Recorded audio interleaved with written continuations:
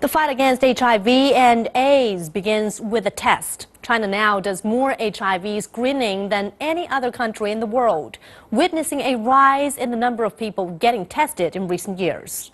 And the actual number of tests could be even much higher, as CCTV's Zhao Lingfeng finds out. After 16 years on the front lines of fighting HIV, Wei Hongjuan sees a surge in her workload. 2 years ago, I did around 50 tests a day. She now does some daily. Some of these tests are mandatory for pregnant women, patients scheduled for surgery, and people seeking admission into certain professions. The rest are for vulnerable groups, more prone to HIV exposure. It was kind of a stigma before, but now more and more are willing to come after campaigns like the Early Test, Early Diagnosis, and Early Treatment campaign. Youan Hospital has the biggest HIV testing and treatment center in Beijing. Over half of the city's positive HIV diagnoses are handed out here. From January to October, about 700 people tested positive here. On a yearly basis, it conducts some 30,000 screenings. Nationwide, that number stood at 143 million in 2015, up 10% from the previous year.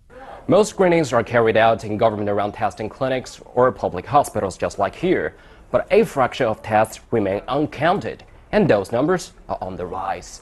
Chinese authorities have been trying to make over-the-counter self-test kits more available. Just typing in HIV testing kits, results pop up quickly on the sites of major online retailers, and sales numbers are big. Though a national guideline for use of kits is still in the pipeline, the UNAIDS country director for China agrees such tests are in general effective and accurate. But she voices one concern.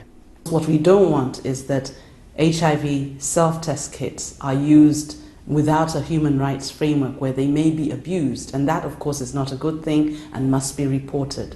But in most cases, at least, it empowers the individual to take control of their lives and move forward. She wants to see more HIV tests to be done, especially for those at high risk. And that will continue to put China on the forefront of HIV testing numbers in the world, and hopefully in stopping the spread of the epidemic. Zhao Lingfeng, CCTV.